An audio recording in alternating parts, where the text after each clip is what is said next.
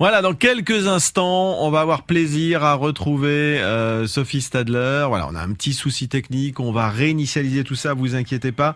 Je vous rappelle que Sophie, elle a pas son pareil pour nous raconter la saga des entreprises, celles qui laissent au quotidien leur empreinte dans la région, la saga de ces entreprises incontournables. On passe devant parfois tous les jours et on oublie qu'effectivement elles sont un moteur économique et un poumon de l'emploi effectivement dans notre région et qu'elles risquent et que grâce à ces entreprises, eh bien il y a énormément de choses possibles. Alors voilà, on est en train de remettre en place tout ça et avec vous Antoine, je vous propose tout de suite de faire un petit rappel de l'actualité. Que faut-il retenir de l'actualité ce matin, Antoine? Tout d'abord, un rendez-vous sur France Bleu Loire-Océan tout à l'heure en direct à 8h moins 10. Bruno Retailleau sera notre invité en studio, le sénateur vendéen, qui a rassemblé plus de 400 personnes hier soir pour son premier meeting nantais.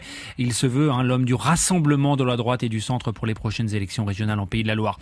Platini, Platoche, il se défend, suspendu 90 jours par le comité d'éthique de la FIFA. L'actuel patron du foot européen parle de farce. Il entend bien maintenir sa candidature à la tête de la FIFA prochainement. Et puis, est-ce qu'on va avoir Fatia Serbouti ou est-ce que... Oui, bonjour Fatia Serbouti.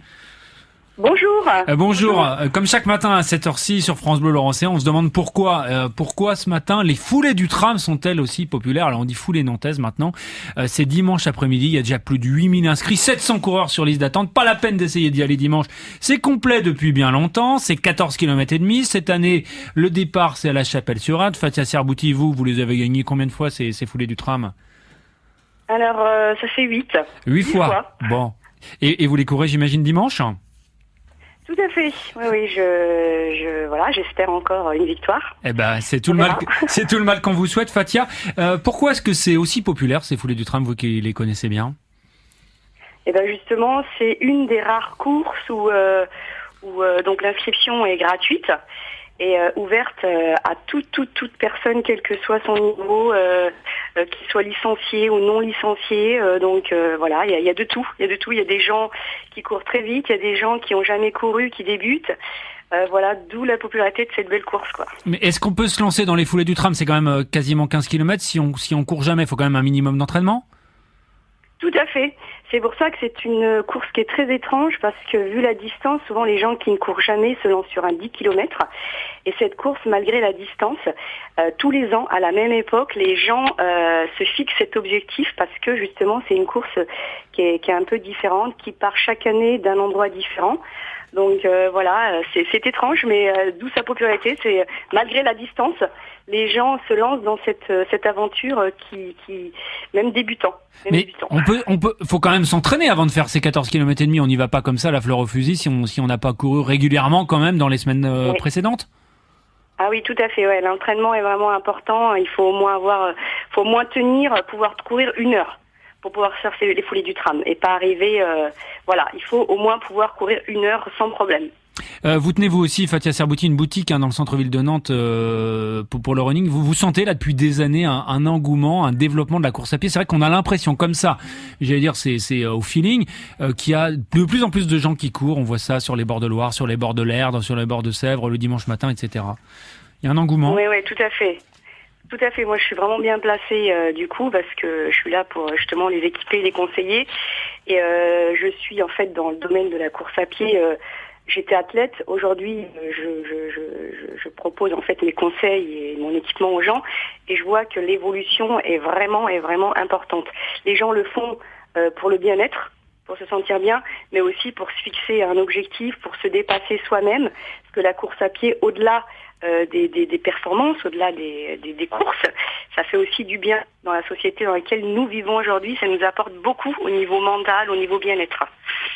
Merci beaucoup Fatia Serbouti en direct ce matin sur France Bleu Loire-Océan. On vous souhaite bon courage pour les foulées du tram. Bon, pour vous c'est une formalité, j'allais dire. Merci. Mais on verra lundi matin, on annoncera à nos auditeurs sur France Bleu Loire-Océan si vous avez remporté pour la 9e fois ces foulées nantaises. Ces départs dimanche 15h depuis la Chapelle-sur-Erdre. Traditionnellement l'arrivée se fait, je crois, c'est derrière la cathédrale, si je dis pas de bêtises.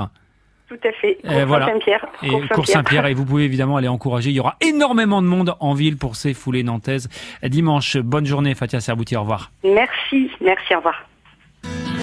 France Bleu, Loire, Océan. Dans quelques instants, on va retrouver Christophe Artus qui lui court du côté du vignoble. Mais tout de suite, je vous le disais, Sophie Stadler, voilà, on l'a retrouvée, qui nous conte la saga des entreprises de notre région. Bonjour Sophie. Bonjour Hervé. Alors Bernard Solfine, la marque vendéenne de vêtements haut de gamme en fibre naturelle vendue par correspondance, réalise 12 millions d'euros de chiffre d'affaires. Mais où vend-elle ses produits ? Bernard Solfin, vous l'avez dit, Hervé, c'est une marque de VPC qui ne vend donc ses produits que sur catalogue, envoyés par la poste dès la première commande ou depuis quelques années aussi sur Internet. La marque a aujourd'hui 400 modèles dans son catalogue, tous fabriqués en France. Elle sort 2 collections et donc 2 catalogues par an. Combien de produits vend-elle ? La petite marque vendéenne expédie partout en France plus de 150 000 commandes par an. Et contrairement aux géants de la vente par correspondance comme La Redoute, qui réalise maintenant le gros de leur chiffre d'affaires sur Internet, Bernard Solfin, pas du tout. Cette marque réalise toujours 80% de ses ventes grâce à ses catalogues papier. Il faut dire que sa clientèle est une clientèle dite de niche, qui aime les produits classiques, chics, haut de gamme et qui reste plutôt des seniors. Mais la marque a bien compris que les seniors, justement, étaient de plus en plus actifs et connectés. Du coup, elle propose de plus en plus de services en ligne, comme la réalisation de certains de ses modèles sur mesure ou totalement personnalisables. Elle a des boutiques également ? Oui, elle a une boutique, une seule, et c'est une boutique d'usine. Elle est installée sur le site de production de la Verrerie, près des Herbiers. Elle est ouverte tous les jours du lundi au vendredi et propose toutes les collections de son catalogue, plus les fins de série vendues à des prix cassés. C'est super intéressant. Et puis tous les ans, depuis plusieurs années, la marque est aussi physiquement présente sur le salon du bio, le salon Marjolaine, installé porte de Vincennes à Paris.